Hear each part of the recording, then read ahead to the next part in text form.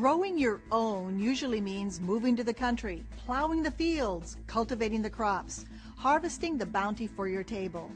But these days, more people are turning to their own backyards to create urban farms. One Southern California family is at the forefront of that movement.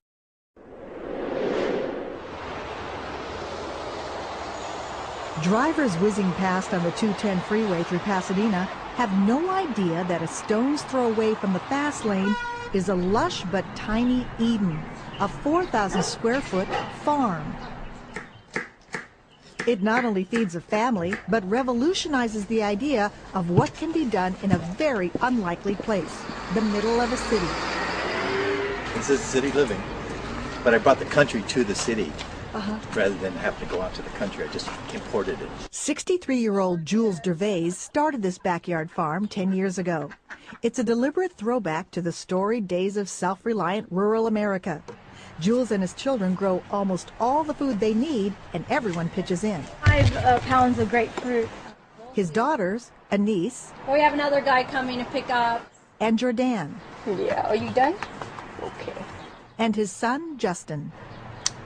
Their produce is organic, and their animals are, well, friendlier than average. Say hi. Say hi. We have 8 chickens, 4 ducks, and 2 goats. I joke with people. I said I think my animals fit better in a city backyard than a lot of dogs in the neighborhood. The ducks and chickens lay thousands of eggs a year and keep the bugs in check. And they really made the dynamics of the urban homestead much more sustainable. Sustainable and dense. On their 4,000 square feet, they raise 400 varieties of vegetables, fruits, and edible flowers. 6,000 pounds a year, enough to feed themselves with plenty left over. And with the current passion at high-end restaurants for local, pesticide-free produce, chefs are literally beating a path to their door. Hi, hello, good. How are you doing? So we have your order for today. Oh, wonderful. And then I'll get your sorrel here. So what are you going to do with the sorrel? I'm going to use it to make a really nice relish with cucumber for a salmon dish. The family makes about $20,000 a year from their front porch sales.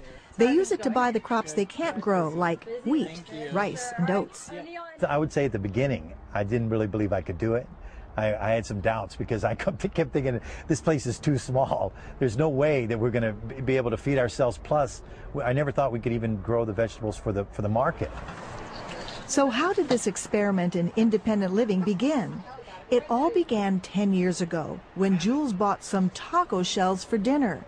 He learned too late that the shells were being recalled because they had been made by mistake with genetically modified corn. When I thought about putting this food in my children's mouth, and they were depending on me to give them good stuff.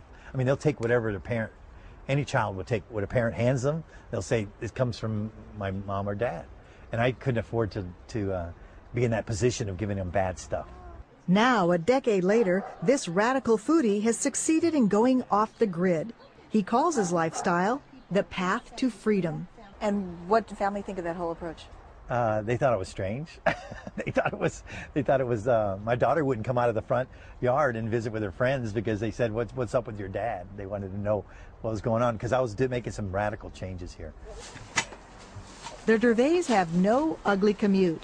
They avoid office politics and will never get fired. But their jobs are way more than 9 to 5. I need the help, all the help I can get, and it's my family that, like in the old days, the farmer's family made the difference. Jordan takes care of the animals. A joke for them, we call them pet organic composting machines. Justin is in charge of making sure they get the most out of every square foot of soil. And sometimes the results are extraordinary. You actually grew this? Yeah, it's like a little pumpkin, but it's very long. Just slightly. Slightly. He's also the beekeeper. Oh my gosh, that's the first time I've ever done straight from the honeycomb. Jules prides himself on his gourmet compost. Yummy, yummy. Only worms could love it. Could love this. Rotten stuff. Anise is in charge of cooking the vegetarian meals. All homegrown, strawberries and edible flowers and salad and beets and carrots. and the canning. We got grape leaves, pickles, beans, and pickled peppers to all sorts of jams, tomato sauce. And the menu? That depends on what's in season. What happens when something's out of season? We just don't eat it. You're out of luck. It's out of season. There are no microwave ovens in this kitchen, and no Cuisinarts either. We have, gizmos, but they're just hand-powered. What little electricity they use is generated by these solar panels. How much is your electricity bill? Well, it's running about high as $12 a month. $12 a month for everything here. Yeah. They spend even less on gas. This is their biodiesel brewing station. So this is just used grease from restaurants. Yeah, they use it to fry onion rings, french fries, anything you would fry. And you get it free? Yeah, free and delivered on our doorstep. The gasoline station is self-serve. It hasn't always been easy. Justin remembers the year that frost wiped out a crop. Another year it was a destructive insect. And recently they've noticed a new challenge, climate change. We call it the forefront of global weirding because we've been gardening for so long you can sense things are off. We have this June bug that comes out. It's called June, so it's supposed to come out in June, but it comes out in July and August and September, so something's definitely off. The other challenge is water.